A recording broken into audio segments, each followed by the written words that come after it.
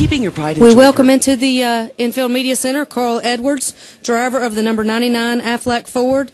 Carl, talk a little bit about coming into Talladega with the points lead. Obviously have one win this season and just finished up our first round of practice. Yeah, it's good to go anywhere with the points lead, and if there's one place you want to go with the points lead, it's Talladega. You know, anything can happen here. You know, we've in the past we've had good runs here and real bad runs, but the great thing about coming to Talladega is we're coming off of you know, the last restrictor plate race and where at Daytona where the Fords were very good for a number of reasons. So this is a good race for us, and I'm looking forward to it. Had a good practice with Trevor Bayne quite a bit, and it looks like we don't have any major issues with our Fords. Okay, we'll open it up for questions here in the Media Center. Please raise your hand. We'll get a wireless mic to you. Please make sure you state your name and affiliation. Questions for Carl? Claire? We'll get a mic to you. Just a second, Claire. Claire doesn't need a microphone. Yeah. I can repeat it if you want. Yeah, here we are. You're right. I'm sitting about 2 feet from you. Hey, listen, you were with Ricky Stenhouse and Trevor Bayne, captive audience after nationwide qualifying. Is it impressive to you? Can you talk a little bit about the young guys who are, you know, checking in with you, but are doing what a lot of the veterans are describing as some really difficult stuff here with this two-car draft and the communications going on and the charts in the cars and everything? Right. Yeah, you know, everyone I think came to this race and.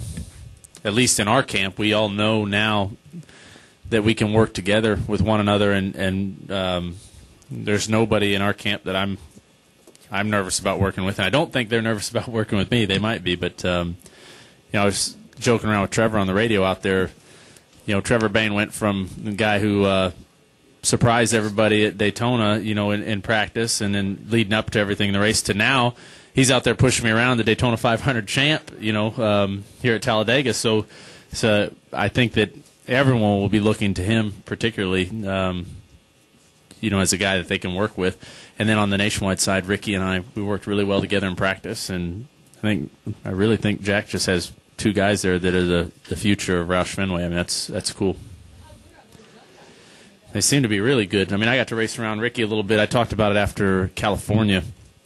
I think I can drive a race car. I mean, just sideways on the gas, he can drive. So, you know, I think that the experience that they have now is something that we've all had to go through at these places. Really tough to understand how these races are going to go. I'm just feeling comfortable with you know, how to run these races, and I think both those guys have caught on really quick.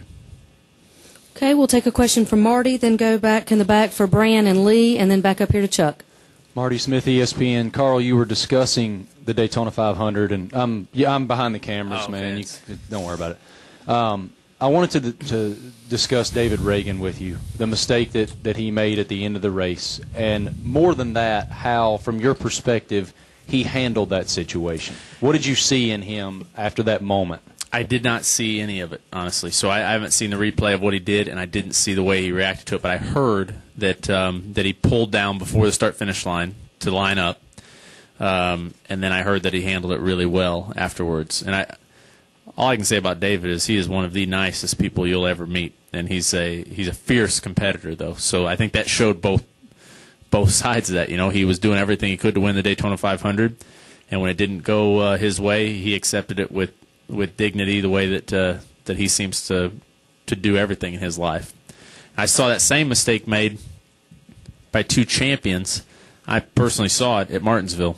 You know, so two Sprint Cup Series champions made the same mistake, and I wouldn't put it past any of us to do it because it's so easy. When they throw that green, everybody takes off. You're going through the gears, and all you're doing is looking. Now it's racing. You know, nobody's thinking about where that start-finish line is. So that's a tough thing to keep in mind when your mind is focused on competing.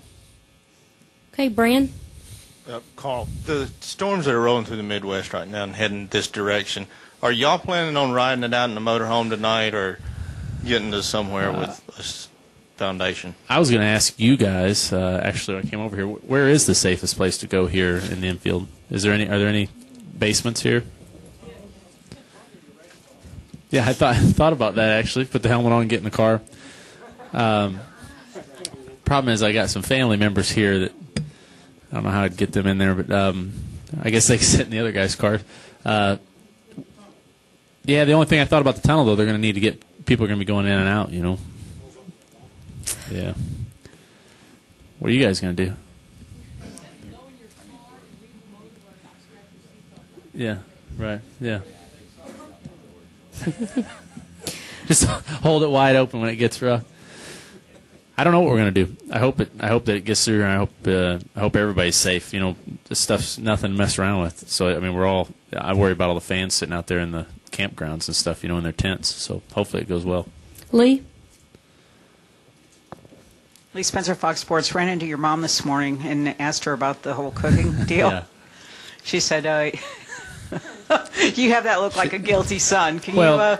Turns out my motorhome driver and his wife, Rosemary, Wayne and Rosemary drive my motorhome, and they called my mom. They said, we ate the rest of that food and we're fine. So it wasn't your food. So I had to apologize to Mom.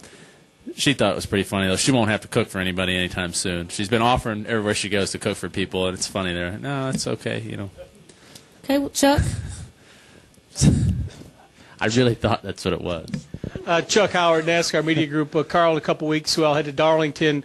It's a track where more than half the times you've run there, you finish in the top 10.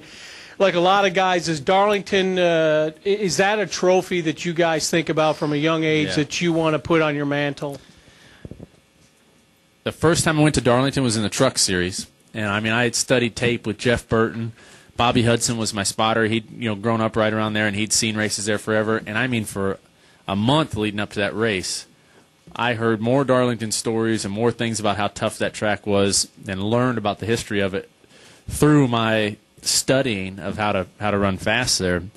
And to me, that place, it's a mythical place. It's a place that to win there, to me, would mean a lot. It would be huge.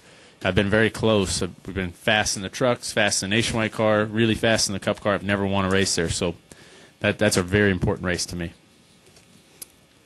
David Newton, we'll get a mic to you. So is this storm going to hit here or not? What do you guys think?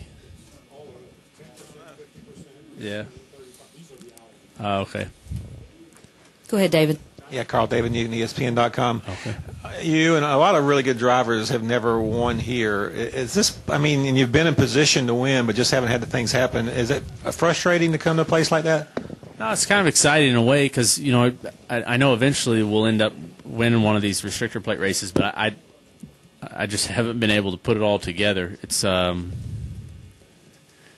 of those races that the only thing that really matters is that last 3 laps. So you got to think, to me, I've been thinking of that as the race. You know what I mean? So I go back through my head and I think of the last 3 laps of all these races and all the things I've done. All the stuff leading up to that doesn't mean anything. So what I'm trying to say is it takes a long time, I think, for me to feel comfortable like I know how to win these races. And Daytona helped me a lot to drive up through there, to finish second, to have a shot at winning the 500. That whole day was a good learning experience for me. But it's not frustrating. It's just I think it'll be really neat when we do win one. Any other questions for Carl?